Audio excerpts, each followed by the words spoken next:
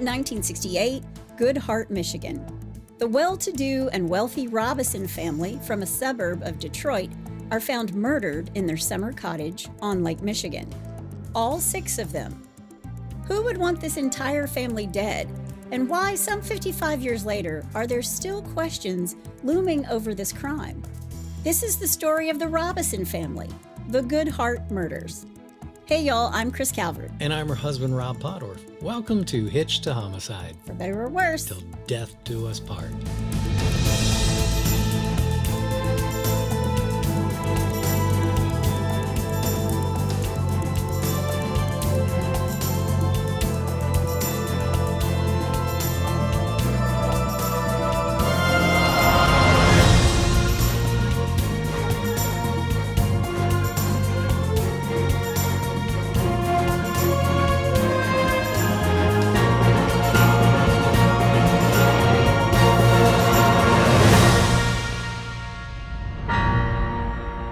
Welcome back, everybody. Yes, welcome, welcome, welcome. And for our Tibetan friends, chibai, chibai, chibai. Nice. That was an easy one. Nicely done. Well, wherever you are listening or watching, please subscribe, like, rate, and review. We really appreciate those reviews because when you do it, you let other people see our little crime-obsessed family. Yep. So thank you. Yes. And welcome to all our new YouTube watchers and our new in-laws and outlaws. Yep. Speaking of, if you want to join, just type into Facebook H2H In-Laws and Outlaws and you'll find us. Got to answer a couple questions. Easy ones. We will welcome you with open arms. Yes, we will.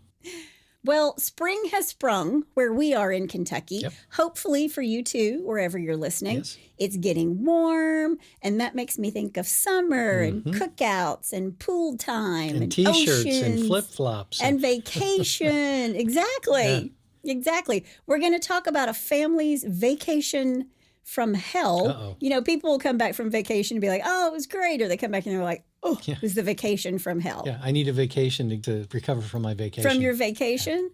Well, this vacation from hell, this family did not survive. Really? Yeah. Oh. Yeah. Well, that's why it's a true crime That's true. podcast. Yeah. It's really interesting. It's over 50 years old. And I just really wanted to do it because it made me think of summer. Yes. Well, and hopefully it'll make you think of summer like it did me too. Yes. But hopefully your summer vacation doesn't turn out like the Robison's family. I'll just say that from the get-go. We love you all way too much. I'm scared already. Before I get started, let me thank some sources: Wikipedia, Northern Express, the Battle Creek Inquirer, the Evansville Press, Detroit American, Michigan Live, Up North Live, Seeker's Crime, and Our Detroit. There is a book, When Evil Came to Good Hart, by Marty Link.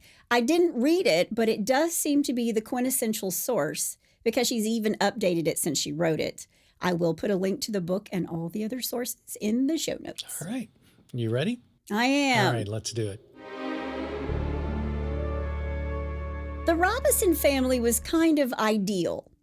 The father, Richard, or Dick Robison, owned a highly successful advertising agency in Detroit, as well as an art magazine called Impresario. Okay.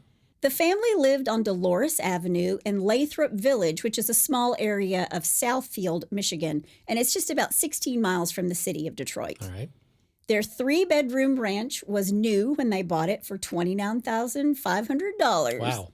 And they moved in 1953. Wow. In 2023, that's about a $340,000 home. Is that right? Yeah. Wow. Their house was close to an office park on Southfield Road where Dick ran his ad agency, R.C. Robison and Associates, and the magazine. All right. Now, Dick and his wife, Shirley Loretta Fulton Robison, loved attending the theater. Dick liked to paint. He was a pilot. The Robisons went to church regularly, and Dick and Shirley did not drink, they did not smoke, and they did not gamble, nor did they have any known enemies. Really? Okay. Or did they? Yeah. Yeah, it's the quiet ones you have to be careful of. It is. Yeah. Dick's businesses are doing well, and 15 years after they move into their new home, they now owned a summer house and their own Cessna Skyhawk plane. Wow. Okay. In the summer of 1968, 42-year-old Dick Robison was taking his family to Good Hart, Michigan, and the private summer resort of Blisswood, where the family owned a log and stone cottage they had named Somerset. So it wasn't Bushwood. It is not Bushwood, and I knew you were going to say that when I saw Blisswood. You wore green because you thought you could hide. Sorry. This crowd has gone deathly silent. Cinderella story out of nowhere. It's a Cinderella story It's a Cinderella. here at Augusta. This summer home is just north of Harbor Springs, Michigan. It's down a twisty, turny dirt road that is hard to find and is just about a half a mile from Lakeshore Drive. And the front door of Somerset, their little house, which has this name, the front door of Somerset is 100 feet away from Lake Michigan. Okay. This same summer, the family was planning on taking a side trip to Kentucky Oh, wow. to look at a horse farm. Really? They were thinking of buying one, and then they were traveling on to Florida to buy a condominium. Wow.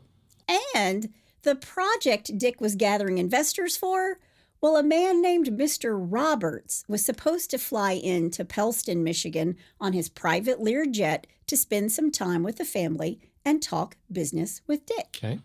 On this fun and busy summer trip, Dick and his 40-year-old wife Shirley are taking their 4 children with them. Richard Carl Robison Jr., or Richie, is 19 years old and is a student at Eastern Michigan University. Okay. Gary Lee Robison, age 16, is a student at Southfield Lathrop High School, and he plays in what we would now call today a garage band. All right. Yeah. I know about those. Rob's all in favor. Randall Mark Robison, or Randy, is 12 years old, and Randy loved to play with his best friend Tom, who lived a couple doors down from him in Lathrop Village. Randy and his friend Tom like to ride bikes and work on their stamp collections. And Susan Claire Robison, the only girl, is 7 years old. Susie was quiet, she had big blue eyes, and I read that she had dreams of owning a pony. And if they were looking at buying a horse farm in Kentucky, Yeah. she would definitely have a place to keep him. She's in hog heaven or horse heaven. Horse heaven, yeah. The whole lot of them leave Lathrop Village on Sunday, June 16th, 1968. And while Dick is away from the office and both businesses, he's left in charge Joseph Scolaro, Okay. a man who'd worked for Dick since 1965 as assistant to the publisher of Impresario magazine. Got it. By all accounts, the Robisons were having a wonderful summer in their beautiful lake home. Dick would call the office regularly, and he even took his briefcase with him for the long trip, which makes sense. Because even if you're away on pleasure, you still bring business with Sure. you. Rob and I take our laptops with us everywhere we go because we own our own businesses. And that's what Dick was doing. Sure. You have to stay on top of everything. Dick was on top of everything. You cannot be out of communicado for a second. You can't. After the first week on vacation and on Tuesday, June 25th, Dick calls his bank. He wants to know if a $200,000 deposit he was expecting to be in the account had made it there. The bank official tells Dick, no, there's nothing there. Okay. No deposits of $200,000. Right. And Dick, according to the bank, was really perplexed by the low balance in the company account. The only other person who has access to this account is the guy Dick's left in charge at the office, Joe Scolaro. The fox in the hen house. And in fact, Joe had been in charge at the office for the last 3 months because Dick was out and about gathering investors for his new secret project. At this point, Dick starts calling the office several times. We know this because the phone records are available later. Okay. The receptionist at R.C. Robison and Associates answers the phone, and Dick is fit to be tied.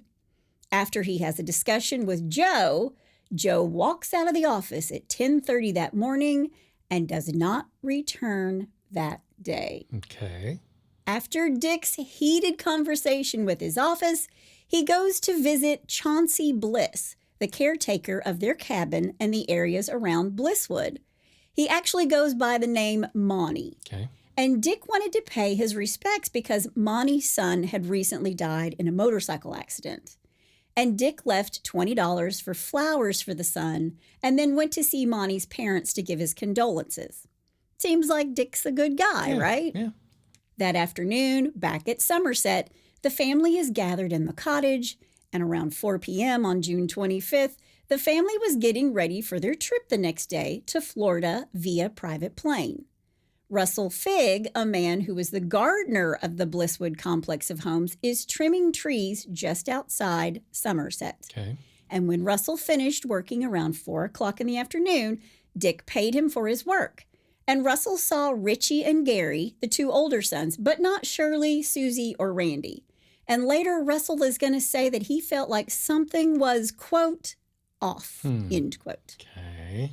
The fact is, Russell is the last person to ever see or speak with any of the Robisons. Really? That night, all 6 would be dead. Really? Wow. Here is what is believed to have happened. Okay. The killer came out of the dense woods that surrounded their home around twilight. Through a window near the front door, several shots were fired into the cottage's living room. Dick is hit in the chest with a bullet from a .22 caliber rifle while sitting in his easy chair. And the other family members, realizing what's happening, they all run for cover. The killer or killers burst through the front door, gunning down Shirley and Randy. And as soon as they see Susie trying to hide, they also shoot her. The 2 oldest boys, Richie and Gary, are at a table playing cards. Richie and Gary race to a back bedroom where there is a rifle stored in a closet there. Okay. The killer shot each of them down.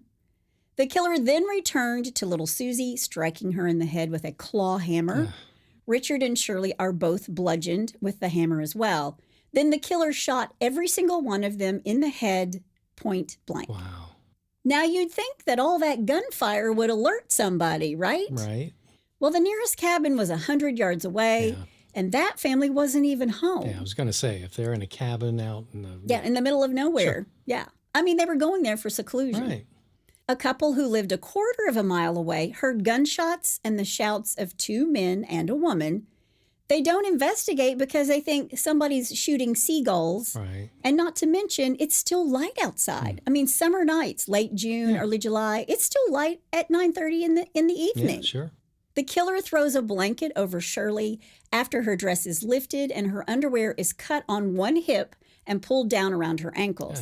She is not raped, but they're thinking that they wanted to make it look like she was raped. Gotcha. So it was that kind of home invasion. Right. Dick, 7-year-old Susie, and 12-year-old Randy are dragged into the hallway and piled on top of each other near the home's furnace. Wow. The other 2 boys are left in the bedroom. Now, before leaving, the killer writes a note on a piece of cardboard, placing it over the window where the bullet hole was, that said, quote, "We'll be back, Robison," end quote. Wow. And before they left, they turned the heat up as high as it would go in the cabin. Wow. And made sure the furnace was on. Yeah. The next day, Monty notices that a light is on inside Somerset, but when he comes back later, a few days later, this light is off. There's really no time frame that's ever referenced exactly for this, Right. but the light is seen after June 25th, the day that they're murdered. So perhaps a light is left on and then it eventually burns out. Right. Or did somebody actually come back to the cottage after the murders? Okay.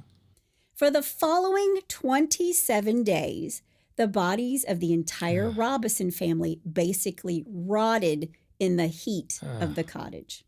Because remember, it's now July. They're in there. The killer turned up the thermostat. Yep. The house is just a hot box. Yeah. Wow. The 2 family cars they traveled upstate in are still sitting in the driveway. But this doesn't seem odd because remember, Dick's told everybody that he's leaving with the family to go to Kentucky and Florida. Sure. And they're flying. So why would they need their cars? Right. Why wouldn't they just leave them in the driveway? Right. The problem is it's starting to smell. Yeah. People are kind of shrugging this off at first, Yeah. but when someone called in because the stench was ruining their annual bridge party at Blisswood, thought that was funny. Yeah. Monty Bliss and a helper go to the Somerset cottage thinking a raccoon has done gone and snuck up in the crawl space and died. Yeah. So Monty looks, there's no raccoon. So now he's thinking this damn coon's crawled down the chimney and is stuck. Yeah. No. So Monty goes to the back door of the cabin, and the back door was locked from the inside. They use a screwdriver and some other tools to get into the house. He could see at least one dead body. So he hightails it out of there and calls the Emmett County Sheriff in Petoskey and says, quote, "There's a body inside one of our cottages," end quote. And how many days has this been so far? Around 27 days in the July heats and with the heat on. There's some stank. Well, it ruined the bridge party. When the sheriff's deputies arrive, what they find is congealed blood and armies of dead flies all over the hardwood floor. The family is dressed as if they're going on a trip, and a partially packed suitcase is on one of the beds. And again, Shirley's dress is up and her panties are down around her ankles. One side has been cut. Right. The bodies were in such terrible condition that the corpses are actually turned away at the local Petoskey hospital. Really? They had to perform the autopsies at the local fairgrounds inside a chicken coop. Oh, man. Out in the open air. The investigators wore hazmat suits and gas masks to inspect the crime scene. They found 15 shell casings, 11 from a .22 caliber rifle and 4 from a .25 caliber handgun. That's a very small gun. Yeah. An expensive ring and cash are also missing from the cottage, but the rest of the valuables are left behind.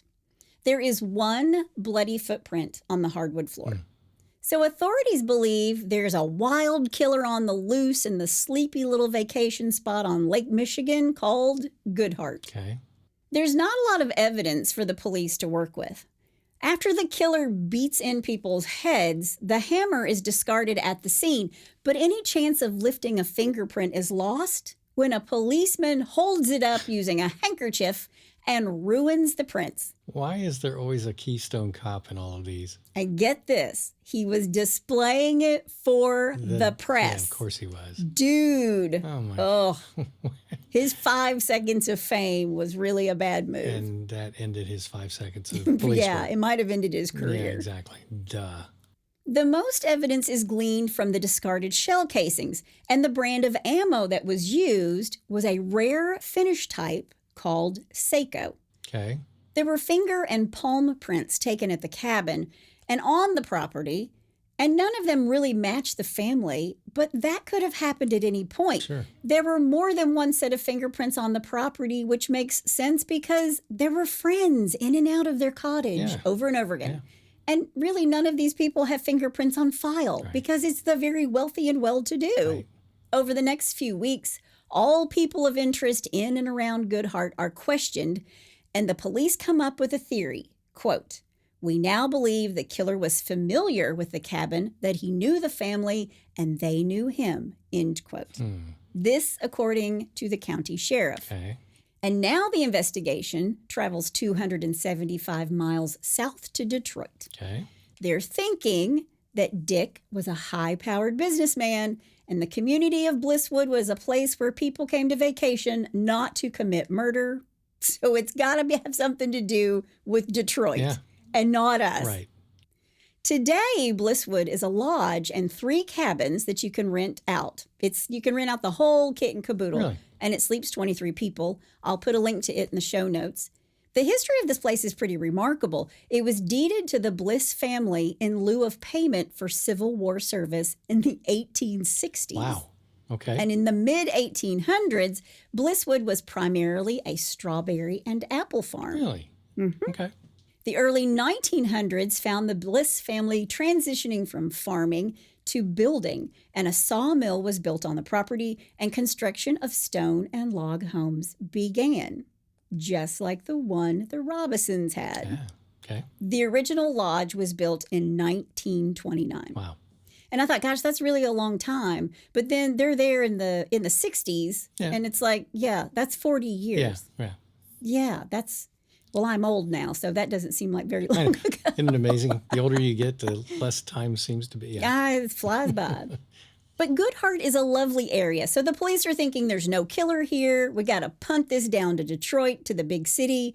There's loads of ne'er-do-wells down there. Right. And the first ne'er-do-well they look at, Joseph Scolaro III. Joe spent 3 years in the Army and a year at Harvard before joining Dick's firm in 1965. What a great year, 1965. That was the year she was born. Yes, it is. He was a stocky 6-footer with a high IQ and an interest in guns. He was a competitive trap shooter, and he was used to hitting fast-moving targets. Make of that what you will. Yeah. Joe had no history of violence, but he was considered a con man. Okay. Detectives determined that he had embezzled about $60,000 from Dick's company, and Dick had only just discovered it. Gotcha. And now we have motive. Yep. Enter Michigan State Police officers Lloyd Stearns and John Fliss. These two grilled Joe like a cheese sandwich.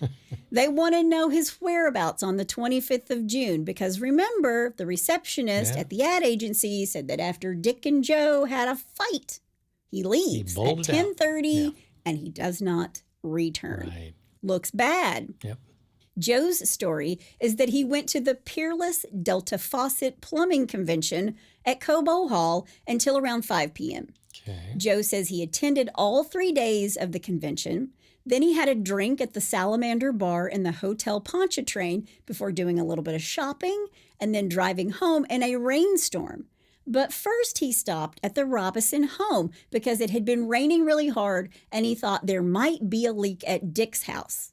Quote, sure enough, I found a leak and I had to spend a few hours sorting it out before heading home, end quote. Okay. That is effing convenient, Joe. Yeah. I just thought maybe there'd be a leak, and it's amazing. There was a leak. There was a leak, and I had to spend a couple of hours there. Now, not a single person could be found to corroborate Joe's whereabouts in the 10 to 11 hours after he leaves the agency that morning.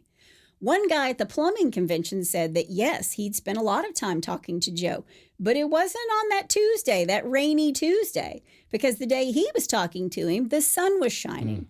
And one person who was exhibiting at the convention even made the statement to police that there were loads of people who skipped the last day of the convention, June 25th, because the weather sucked. It was raining so hard outside. And if you've ever worked a convention in a booth, you know that the last day you cannot wait to pack up and get out of there. Right. And he tells police that there were so few people on the convention floor that he indeed packed up his stuff and left early. So it's highly unlikely that Joe was there until 5 p.m. because everybody had packed up and gone. Yeah, floor was clear. Pretty much. So the police's theory is that Joe is the killer. He gets some checks in the plus column, but there are reasons why he isn't a killer, too. Joe's ex-wife says he's home at 11 p.m., and neighbors heard gunshots at 9 p.m. around Somerset. Okay. So that's a little bit off. Yeah. And it's only 2 hours to travel 275 miles that would be at 138 miles per hour nonstop on the roads that are not interstates. Right. So that's not really possible either, Right. for him to have been there, shot at dusk, and made it home by 11. Right. The police think Joe's ex-wife is being truthful because, according to them, who wouldn't want to stick it to their ex? Which I thought was kind of funny. That's really funny. Yeah. Stearns and Fliss learned that Joe had owned 2 model AR-7 .22 caliber rifles, the type of weapon determined to have been used in the murders. One was recovered from a friend in Chicago, but the other, supposedly given to his brother-in-law, will never be found. The detectives visited a private range where Joe was known to have fired the missing AR-7, and Fliss dug out some old cartridge casings from the mud. And a crime lab identified them as coming from the same gun used to kill the Robisons. Really? Yes. Ooh. Moreover, in early 1968, Joe bought 2 matching .25 caliber Beretta pistols. He said he kept one and gave the other to Dick, who brought it to the cottage. And based on the rare kind of ammo the pistols used, police conclude Robison's Beretta, Dick's Beretta, Was the gun. it's also missing. Oh. It was the second murder weapon. Ah. Yeah, you were on to it, but it was gone. The gun is gone. Gotcha. All in all, Joe Scolaro would take and flunk 3 polygraphs, according to Stearns. Okay. Quote, we interviewed him a dozen times. Not once did we ever walk away thinking, this guy's innocent, end quote. Okay. But it's not that clear cut, right? Because the drive between Detroit and Good Hart takes 5 to 6 hours. And witnesses heard shots about 9 p.m. the day of the murders. Yet Joe's wife said he was home in Birmingham by 11 that evening. And even if Joe was determined to kill the Robisons, skeptics say it would have been nearly impossible to do it within an 11-hour time frame. Okay. And arranging a contract killing on such short notice was also improbable. Yeah. Well, that was the first thing I thought of. I thought, well, maybe he hired somebody to do it. Just hire somebody to do it, yeah. Yeah, okay. At the same time they're looking into Joe, the police are digging into Dick Robison's life. And some secrets are being found. Dick had had several affairs. Yeah. He also had the habit of inviting a secretary into his office after work, then asking her to lift her skirt while he admired her legs. Okay. No sex was involved, but sometimes the ogling and fondling lasted as long as an hour, to which I say, ooh. Yeah. I'm gonna get that gun of mine, and I'm gonna change you from a rooster to a hen with one shot. What a sexually abusive asshole. Yeah. It's still. Can you imagine? Give me a little twirl, sweetheart. It's still cheating. Yeah, I hate that. Yep. But his assholery didn't stop there. And remember, he was called, quote, the man without a vice in the newspapers. Right. Didn't drink, didn't smoke. Yeah, always went to church. Right. But the more they looked into his life, the more they discovered Dick had also overbilled and swindled his clients out of as much as $50,000 over 3 years. Wow. He would charge them for ads he didn't run or that he didn't pay for. And he also published full-page airline ads without permission of the airline to make his magazine seem bigger than it was. Really? Yeah.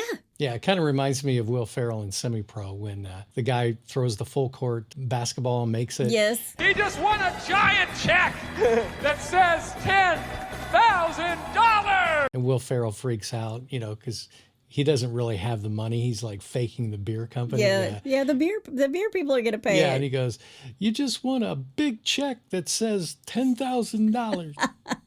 It's a great movie. It's true. Yeah. It's true. What's the name of Flint, Michigan? Flint, Michigan Mega Bowl. Flint, Michigan Mega Bowl.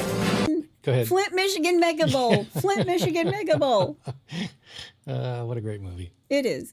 But I digress. Yeah. Okay, back to the task at hand. Back to the task at hand. Dick is using his magazine, Impresario, as a marketing tool to impress investors. Gotcha. And here's why. He wanted to create an international network of giant computerized warehouses, each based at an airport. They would all have a fly-in cultural center. Okay. Now, I don't know if his plan was for private air travel only or not, but Sabre was the first real computerized booking system. It could process over 7,000 bookings per hour with nearly zero error rate. Wow. And American Airlines was the first to implement it, and the year was 1964. Okay. Yeah. Sabre stands for Semi-Automated Business Research Environment. Gotcha. But when I was reading this, I was thinking, is he trying to put the central computer system in for airports everywhere? That would have been huge. Yeah. Dick's plan was to raise $100 million from investors known as the, quote, superior table, end quote. Gotcha. He described the table as a, quote, worldwide organization dedicated to complete peace and unity among all countries on earth, end quote. Is he running for Miss America? What's he doing? To me, it sounds like a new world order or something. Yeah. World peace. I would have to say world peace. I really do want world peace. But its chairman was this mysterious figure named Robert, Roebert, All right. who presided over other investors with names like Mr. Thomas and Mr. Peters. And the cryptic references to Robert are even seen in a St. Christopher medal that Dick wore that was engraved with the words, quote, Richard, to my chosen son and heir, God bless you, Robert, end quote. Okay. It is found around his neck when the bodies are discovered. Right. And this is not a man who wears jewelry of any kind. So was Mr. Robert the Mr. Roberts expected on the night of the murders? And if that's the case, no such person ever arrived at the Pellston airport or even asked about the family after they're dead. Okay. Detectives learned that Dick had spent 3 days at the Metro Airport Hotel just before the family left for Good Hart. It's not the first time he had secretly checked into an airport hotel while telling his family he was away on a business trip. Go figure. Joe, who claimed he had zero idea of what his secretive employer Dick was up to, Right. said the hotel was probably being used as a headquarters for the new venture. But Dick evidently never left his room. He never saw any visitors or placed any unusual phone calls.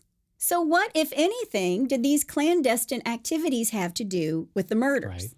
Were Mr. Robert and other members of the superior table real or part of some elaborate fantasy? And to this day, nobody knows, but we're about to talk about it a little bit later. Really? Yes. Okay.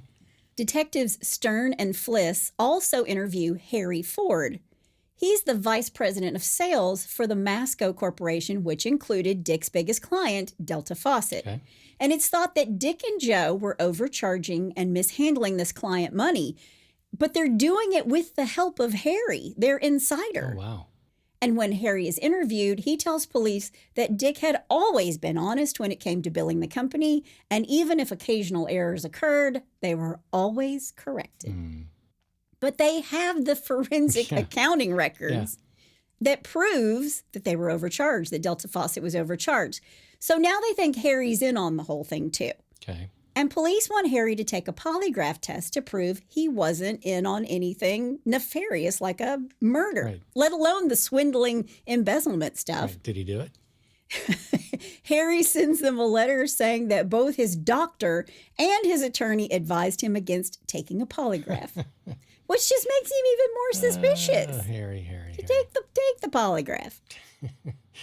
Detectives Stern and Fliss submit their case that Joe Scolaro is the killer to the Emmett County Prosecutor's Office in 1969, and it is promptly rejected. Why?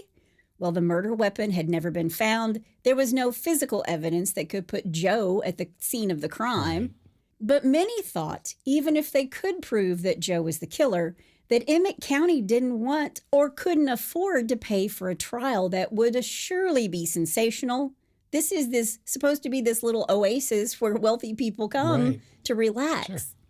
The police in Oakland County, Detroit's Men in Blue, had been assisting the officers in their investigation of the family's murder, and they were so convinced that Joe was guilty, they took the case after Emmett County dropped it. And how did they do this? They had evidence that Joe had been embezzling money from the magazine company. And now, because of that, it happened in Detroit, and they can claim that a crime was committed in Oakland County. Yeah. And they opened their own investigation. Really? Yes. Wow. Sorry, Joe. On January 2nd, 1970, an intriguing lead emerged from Leavenworth Penitentiary in Kansas, of all places. Okay. Alexander Bloxam, a career criminal recently locked up for bank robbery, told detectives in 1968 he had shared a Detroit halfway house with a fellow parolee named Mark Warren Brock. Okay. And one day he drove Brock to a meeting at a Flint, Michigan restaurant with a dark, heavy-set man he remembered as Scolaro. Brock next went to Toledo to pick up some guns, then headed up north with a man named Robert Matthews in a borrowed blue Dodge. Bloxam was left behind because, quote, there weren't no colored men up in Good Hart, end quote. Okay. Brock returned 2 days after the murders. And Alexander's story is heavy with details, including information about a briefcase that belonged to Dick. Alexander then sees Mark Brock again on the 27th of June when Mark gives him a brown leather briefcase to dispose of. And this very briefcase description, brown and zipped on 3 sides, so it's like a portfolio case. Right. I had one when I was in advertising. You use it to show off your work. Right. But this is the case that many of Dick's secretaries have said is missing from his office. It's the one he took with him to the cabin. Okay. Alexander says that inside the case were various canceled checks under the name of Richard Robison, and there was paperwork for a business deal. Now, Alexander hides the papers in his parents' home, and he destroys the briefcase. And I think it's interesting that he remembered what the briefcase was, because back then, a briefcase that zipped on 3 sides, that's not really a normal briefcase. Yeah, especially during that time. Yeah. When police interview Mark Block, he tells them that he did go to Flint, Michigan with Alexander Bloxam, and they did buy guns in Toledo, and he did travel to northern Michigan and had been asked to be a triggerman on 3 occasions, and his price was $5,000. Wow. And Detective Stearns asks him, "Did you kill the Robison family?" And Brock tells him that even though he knows he's going to spend the rest of his life in prison, he wouldn't tell them if he'd been the killer, and he wouldn't give them any information that he knew of on their murders. Defiant till the end. Yes. Wow. So Alexander tells his brother Roosevelt about the papers he stashed at their parents' home and how valuable they would be if he's ever arrested. And in his police interview, he tells the detectives that this thing is much larger than you could ever imagine. Really? Yeah.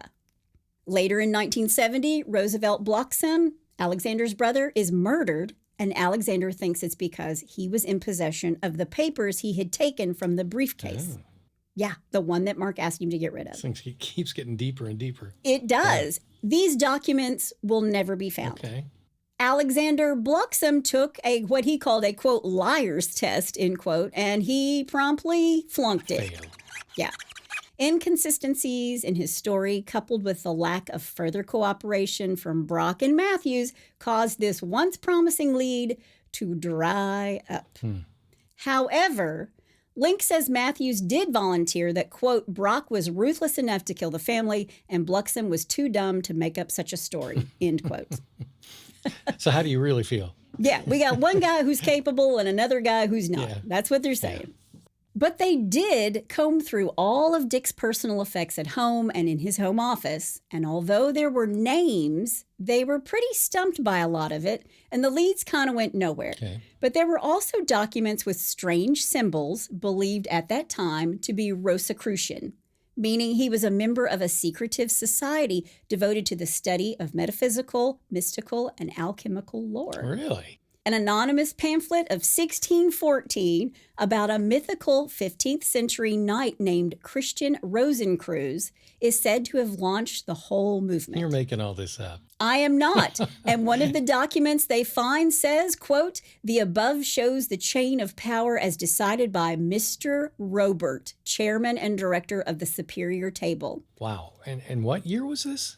1968, but if you're talking about the Rosicrucian, that's in the 15th century, 1600s. Wow. Yeah. Okay. Quote, the sovereign power of this worldwide organization, which is solely set on complete peace and unity among all countries of this earth.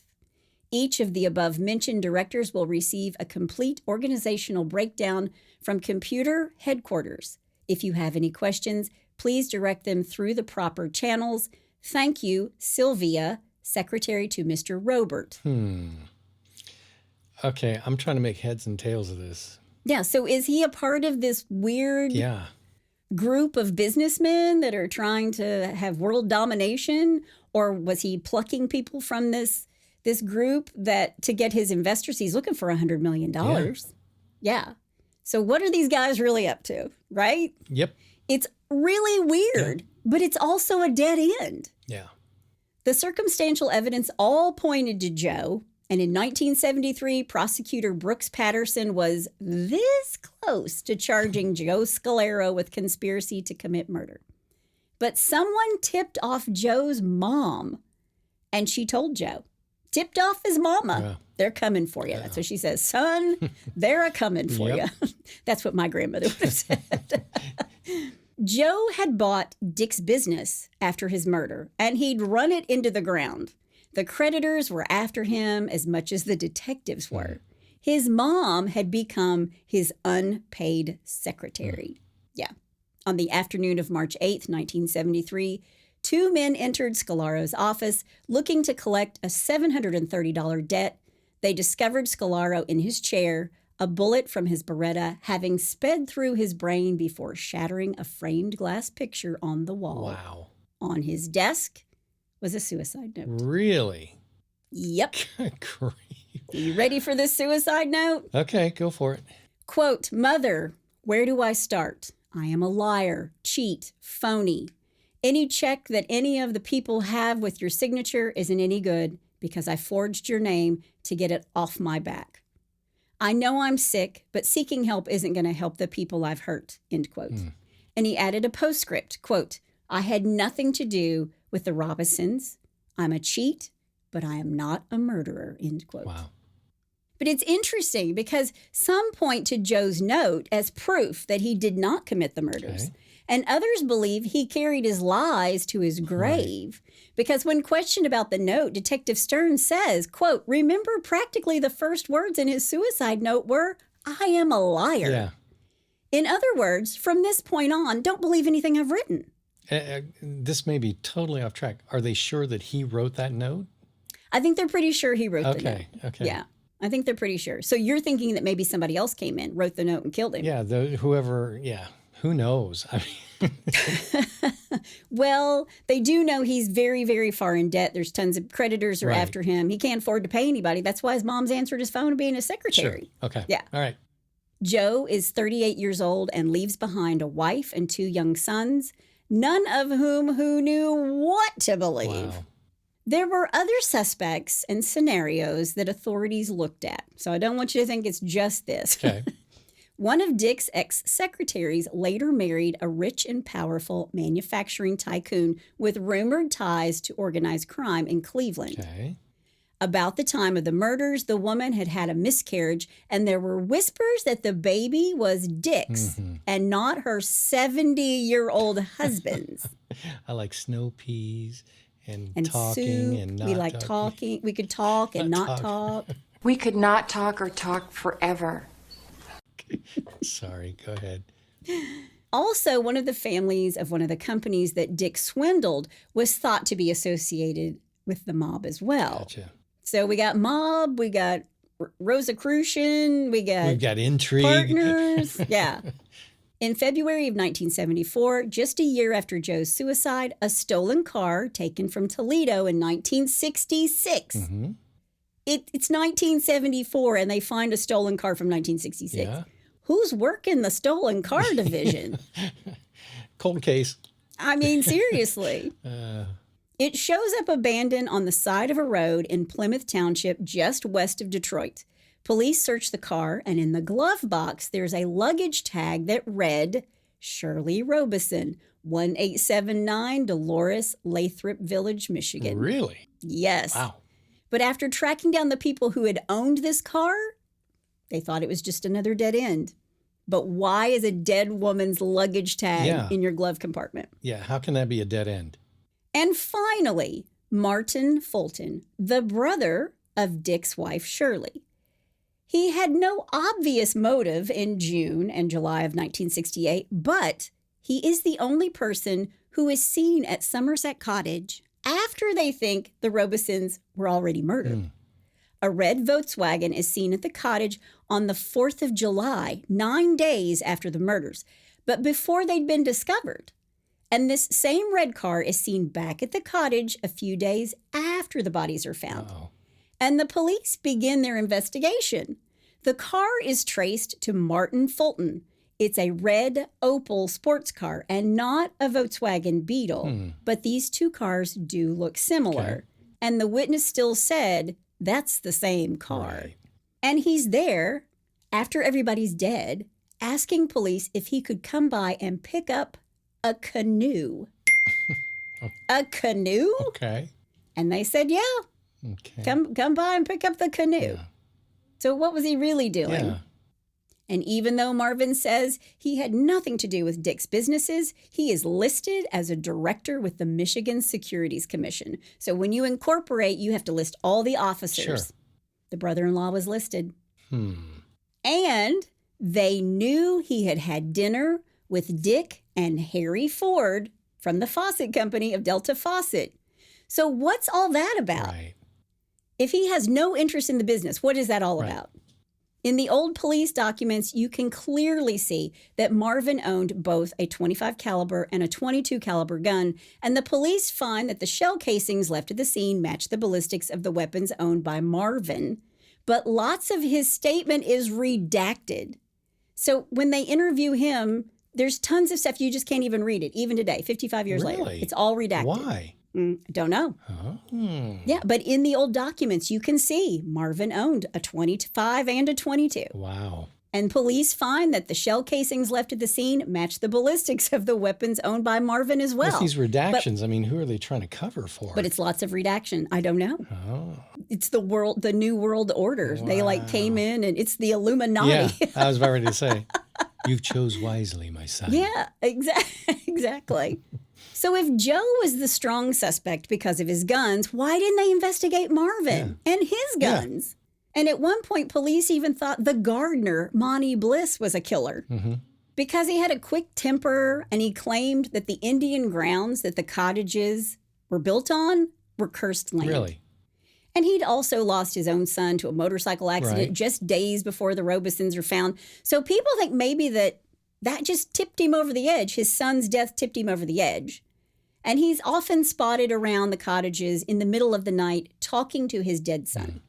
And he's also found in the middle of the night in one of the cottages in the kitchen cooking himself some eggs. Okay. I mean, yeah, you shouldn't be doing that, but it's not. Doesn't make him a killer. No, it's not that weird. Doesn't make him a killer. I just think he has dementia. I think his son's death took a toll on him. It makes sense. Yeah. And he likes eggs. Yes, and he likes eggs. But Monty Bliss took a polygraph test, and you know what? He passed it. Oh. Another theory, John Norman Collins, the infamous co-ed killer, is thought to be responsible for brutally torturing and murdering as many as 15 young women in Michigan and California between 1967 and 1969. Okay. His spree stopped after he raised the suspicions of his uncle, David Leake, a state police officer. Collins used Leake's Ypsilanti home to kill 18-year-old Karen Sue Beineman, a student at Eastern Michigan University, while Leake is vacationing in Canada. So his nephew is this co-ed killer, and he kills somebody in his home while he's on vacation. Wow. But coincidentally, co-ed killer John Collins and the Robisons' oldest son, Richie, attended Eastern Michigan University together. There were rumors that the two had even belonged to the same fraternity. And police investigating the Robisons' murders kept their eyes on Collins, but eventually they just eliminated him as a suspect in the case. Okay. Today, 55 years later, most believe that Joe Scolaro is the killer. One account talks about a $200,000 Keyman life insurance policy that Dick's company took out on him. Keyman life insurance is a real thing. If you work for a company and you've been doing all this stuff for the company and you get in your car and something bad happens, the company can have a life insurance policy on you for millions of dollars. Oh, really? Yes, Oh, wow. and that I've had Keyman life insurance before. And that's because if they have to replace you or what they have to do to make up whatever it is that you know, True. the company isn't just left high and dry. Yeah, makes sense. So Dick's company had taken out Keyman life insurance on him. Okay. And that was true. And Dick had completed the paperwork, but he had not taken the required physical. And many think that Joe thought the Keyman life insurance, that was a done deal. Yeah. So if he was dead, it was an extra $200,000 for the company. In that time frame, $200,000 was worth a lot of money. That's millions. Yeah. Yeah. Today, the case remains, quote, inactive and unsolved, end quote. Wow. An entire family wiped out in an area known as Michigan's summer playground. And the tales of the murders have stuck with the people who've lived in the town for generations. Coincidentally, the cottage Somerset had to be taken down to its foundation in order to get the stench out. Ooh. The land where the cottage actually sat remained vacant for 50 years, but I did read that it went up on the market about 5 years ago. Don't know if it was acquired by someone or not. Don't think I'd build a home on that ground. No.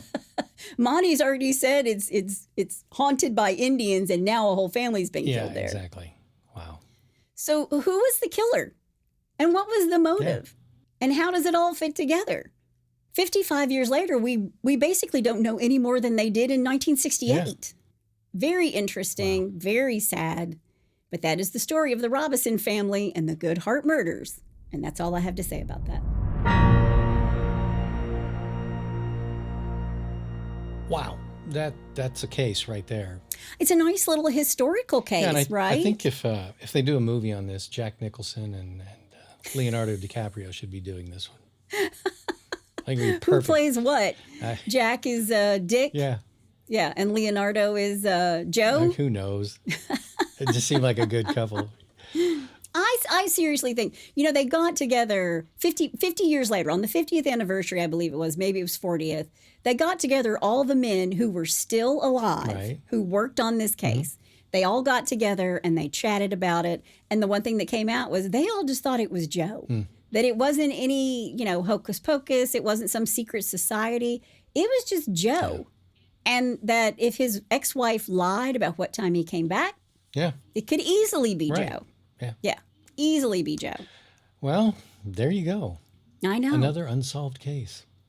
I know. I don't like to do unsolved cases, but that one was so interesting. Well, let me give you a few solved cases. Okay. A little bless your heart. Well, bless your heart. All right. This first one, I'm going to call it, he clearly didn't think it through. Okay. Surveillance video from Queensland, Australia shows a man robbing a service station while wearing a reusable grocery bag over his head. Okay. However, the knife-wielding man eventually had to remove his makeshift disguise in order to carry his loot in the bag, exposing his identity, and he was later found and arrested. How did he see? Did he cut like little eye holes out or something? Who knows? That's what I'm thinking. All right, number 2. And the Emmy goes to the dumbest criminal. Okay.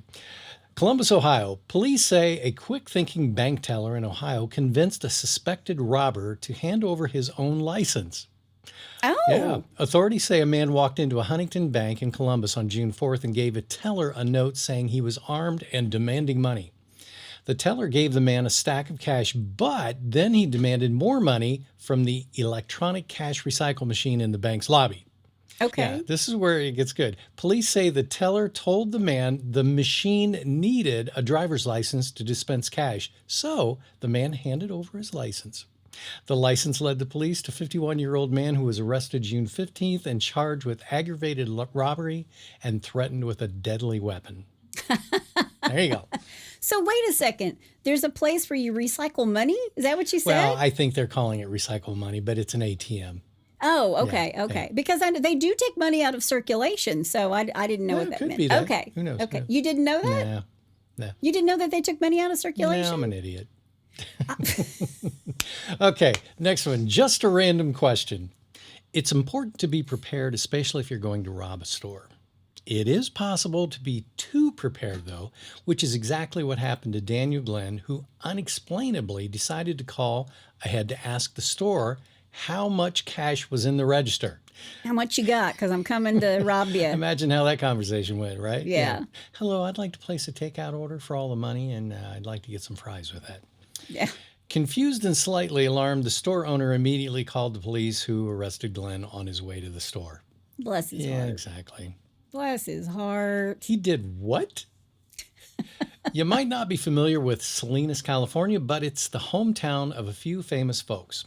Writer John Steinbeck being one of them. And of course, 33-year-old Roberto Daniel Arroyo. Okay. Never heard of him. He's more known as the doorbell licker.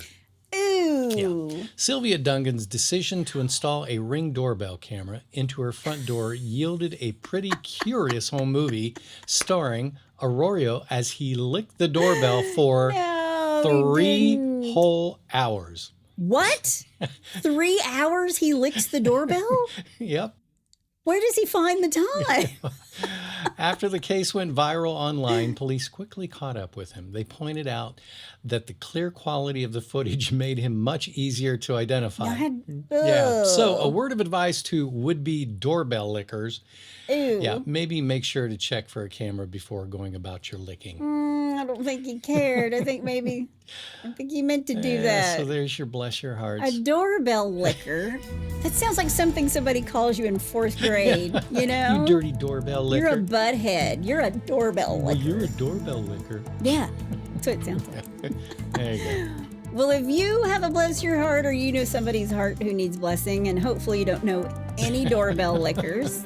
Especially one that does it for 3 hours. A 3-hour doorbell licker. Yeah. Go to hitchedtohomicide.com. There's a pull-down menu. You can also suggest a case. Yep. We love that. Yep. That's all we have today. That's my amazing husband out there. It's my beautiful bride in the booth. Join us next time on Hitched to Homicide. Bye, y'all.